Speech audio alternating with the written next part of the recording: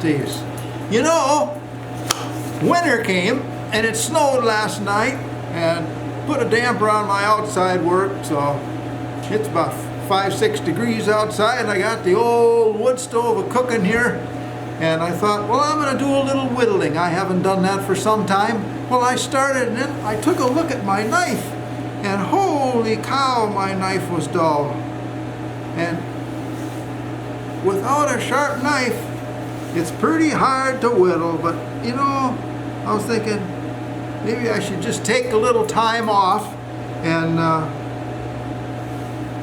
show you my technique for sharpening some of these carving knives I use. But anyway, I'll just get down to the basics. And you know, I know there's many ways to sharpen knives. Many ways, but you know, this technique has worked for me for years, and I'd like to share it with you today.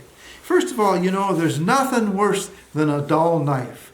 And a sharp knife cuts really clean. It cuts smooth and gives you a smooth finish, and all you wood carvers know this.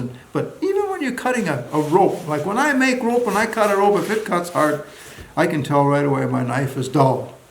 So, and I've seen many carvers start, and they'd start with a knife, and it was so dull, they'd buy a new knife, and they're real proud of it, and they find out it doesn't cut very good. They get so discouraged, they quit carving, and that's really a shame.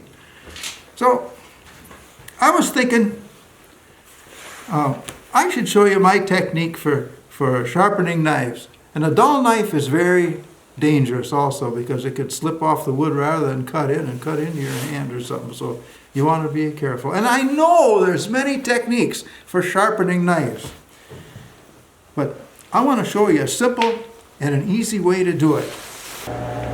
Okay, here's the stones that I want to show you today. Now these are all oil stones, and I will admit a water stone, which costs more money, will cut faster, but it'll wear down faster. A diamond stone will cut faster yet, but the diamond, again, is very costly. So I buy these stones, oil stones. I get them at garage sales. I don't pay much for them. And they usually come as a double stone, fine on one side and coarse on the other.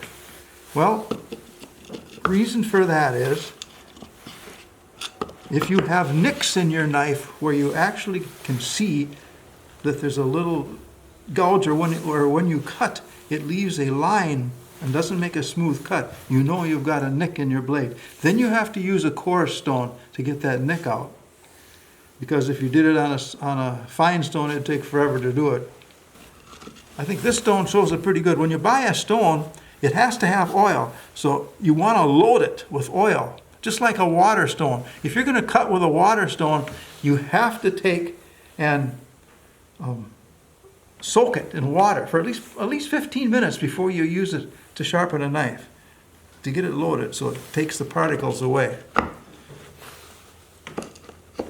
Okay, position, height. Now if I'm going to sharpen a knife, here's my carving knife that I use mostly. And I should talk about a little bit about the blades to you. When you buy a knife, here's a brand new carving knife. And you know what?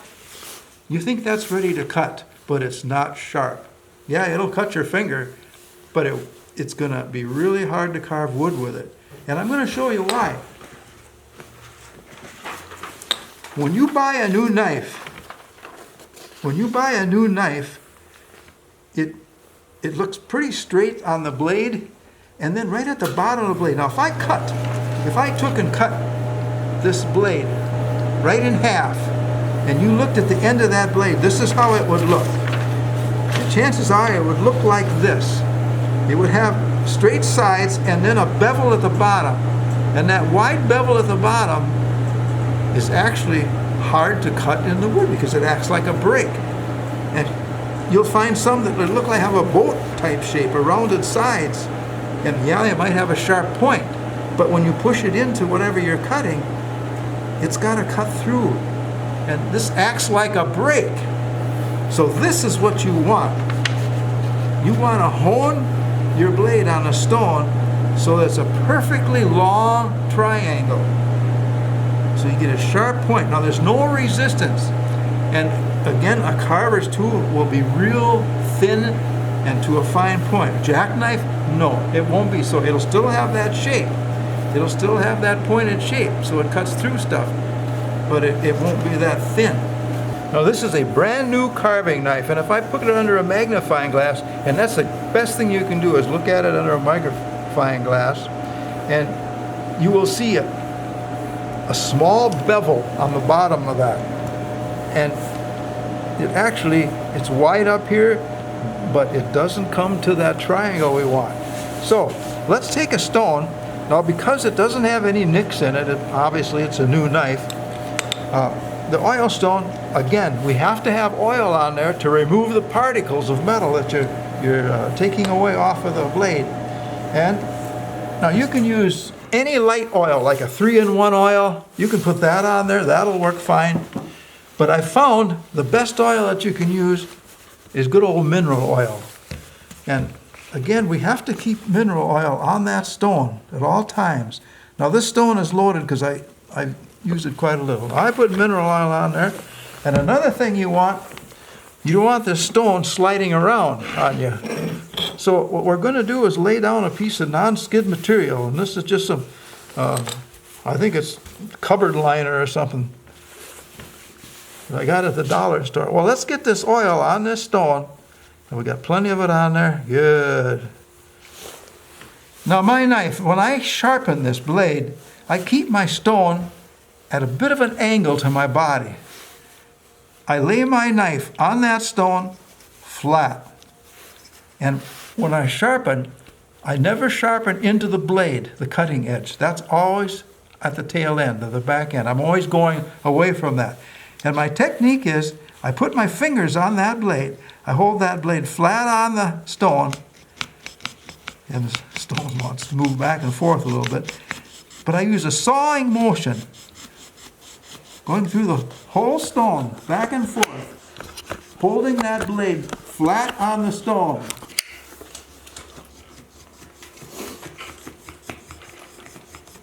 You need to keep that blade flat to keep the angle. You want to get that triangle. I'm going to take it off of this wood because that's making it slip. There. Now we're going back and forth. Now you can see as I go back and forth, see the black trail I'm leaving? That black is metal coming off of this knife blade. Back and forth, back and forth. Again, this is a medium stone. I'm not going real fine. Okay, I come to the end of the stone. I flip my knife over. And if we wipe this off, I don't know if you can see it, but we're taking metal off of there. I can see the abrasions from the stone. So now I flip my knife over, keeping my fingers back there to keep that blade flat. I'm going back. The sawing motion. Back and forth with that blade. You see the metal's coming off.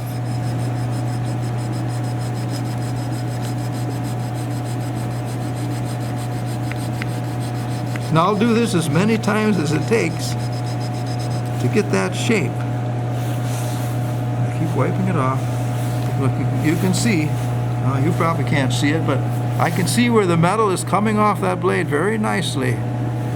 And then, as you sharpen, the knife blade gets a little burr on the bottom. And you can feel it if you take your finger and slide it from the back of the blade over the sharp edge. You'll feel just a little burr. Never come into the blade. There it is. There's the burr right there. And that will come off. We'll get that when we hone it. But first we're going to sharpen it a little bit more and get that angle. And it's cutting pretty decent.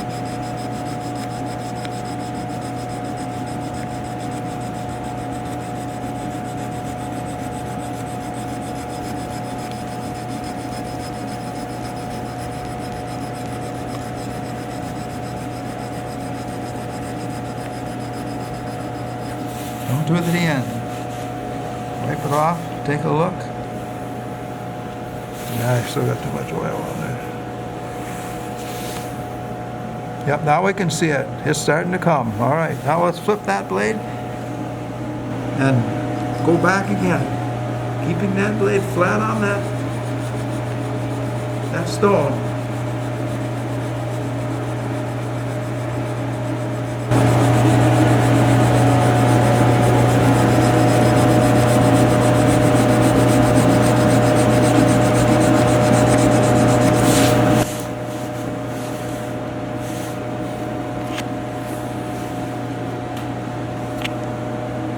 Yes, it's coming.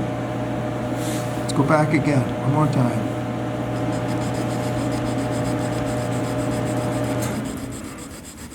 Again, I don't recommend using any coarser stone than you have to because you lose too much of your blade as you're grinding it, or honing it on the stone. It has a little burr on there, and I'm going to call that angle okay for now. And I'm going to wipe this off again, keep this clean.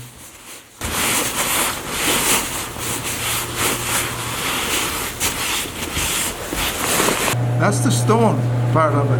And again, if I had nicks, I would start with a coarse stone, just to review, and then I'd go to a finer stone. Because I didn't have any nicks, I will take it, I don't have to go use the coarse stone. Then you want to hone it, or strop it. I'm sorry. We're going to strop that knife. And to do that, the common thing to do is to put it on leather. And you strop it on leather, and a lot of people do that. But there's something about the leather when you strop it, and I'll show you. You use leather, but you put a polishing compound on the leather. Polishing compound I use is called Jeweler's Rouge. You can use that. It's a red compound. On buffing wheels they use it. The one I like best is called White Diamond, and I've used that. And that seems to cut really good. But this will polish better, I've found. But we put a little of this on there, on the leather. Okay, now to strop it, and usually this is on a board, glued to a board or something. An old leather belt will work. But what you want to do is put your blade on the strop, go one way, and here's the important thing on a strop is not to make a circular motion coming up, because that will put a bevel back on the bottom of your blade, because this stuff cuts, believe it or not. Now we'll go back the other way. And go back again. One more time.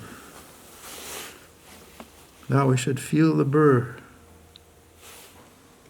Just a little burr on there. Okay, now that's the leather strop. Now I'm going to show you the way. Here's the one I just bought a little while back ago. It's a leather strop, and it works the same way as just a piece of leather. You don't have to buy a special one to do that. But I want to show you something that really works good. And it's right here. This is, clear my area off here. This is extra fine, ultra fine, wet dry sandpaper. Now, when I'm carving, rather than to go to a stone to sharpen it, as long as I've still got my good triangle and everything, all I have to do is take it on this sandpaper, and I usually glue this to a board. I don't know where mine is because I haven't been carving for a while. It's just winter's just started. That's when I do my carving. But I go on that sandpaper, ultra fine. I'll start it. Oh, I think it's 200, 400, 600, up to 1200 grit, depending how sharp I want it.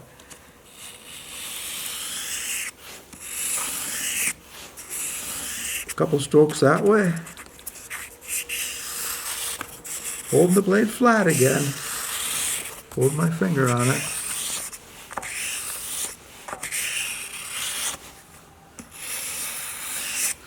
Can you see how we're starting to polish that blade? When I put it on the stone, I left abrasions on it. But now that I'm coming on here, it's starting to polish that blade, and that's what you want. You should be able to get it on all the carving tools or jackknife or whatever. You should get a mirror finish on it, and that's smooth. It's so smooth it goes through the wood. You know you got it when you can see your reflection in it.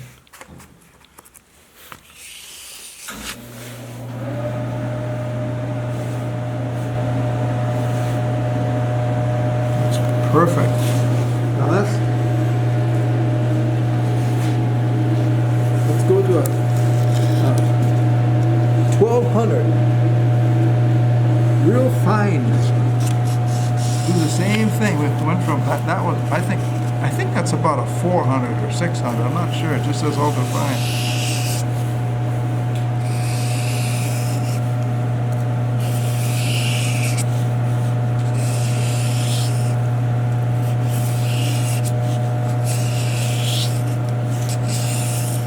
Again, this should be glued down on a board. Take some stick glue and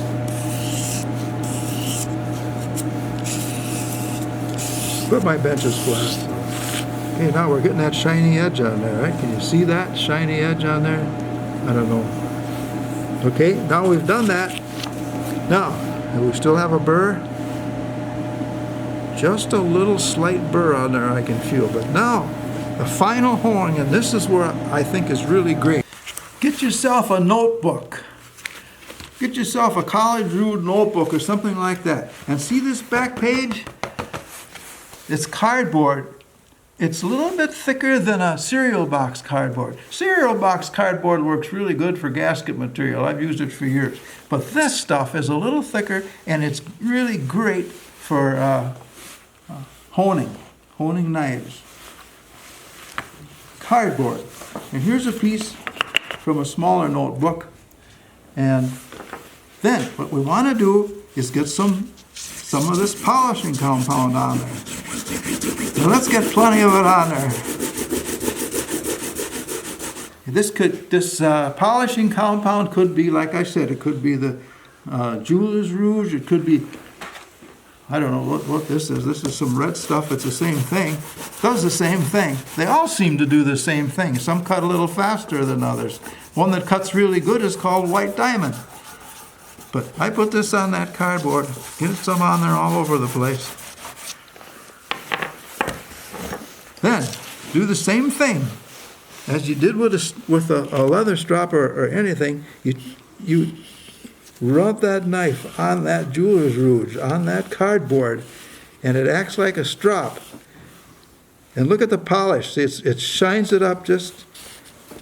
And you hold your finger on the blade and never go into the strop with the blade. Always go to the back on the cardboard.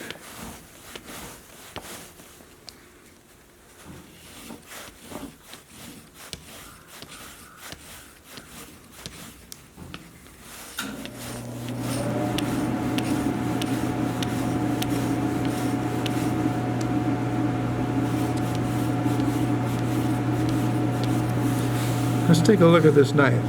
See the shine on there? I don't know if you can see it with the camera or not, but it gets to be real shiny.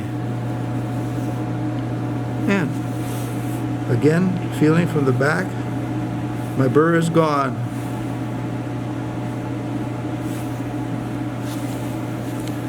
Do a little bit more just to shine it up nice.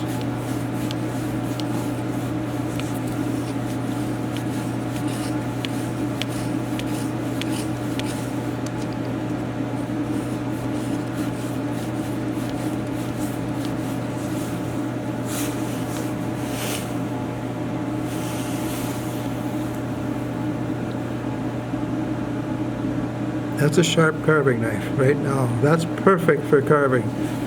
You could tell, take a piece of basswood and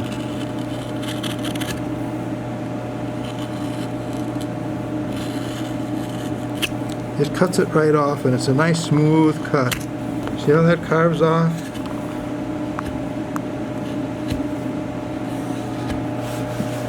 carves off really easy. What I'm saying is the smoother your knife is, the sharper your knife is, the easier it'll cut. Let's go back and summarize what we did to sharpen this knife. The first thing we did is we made our V cut. We put it to the shape, the V shape. Perfect V. That way there's no resistance in cutting wood. Okay, we did that first on the stone. We took a stone and we abraded that knife on that stone and holding it flat on the stone in order to bring the sides down to make it a V. After we did that, we left the braiding marks on it. We left a burr on it, so we had to hone it. Now, we could have just went and honed it on a leather strop, but I like to bypass that leather strop if we could and use wet dry sandpaper, either 200 grit, 400, 600, or 1200 grit, and that is better than a strop that I found, a leather strop. Keep it on the flat, I think it works better. And then we went to the technique I use of honing on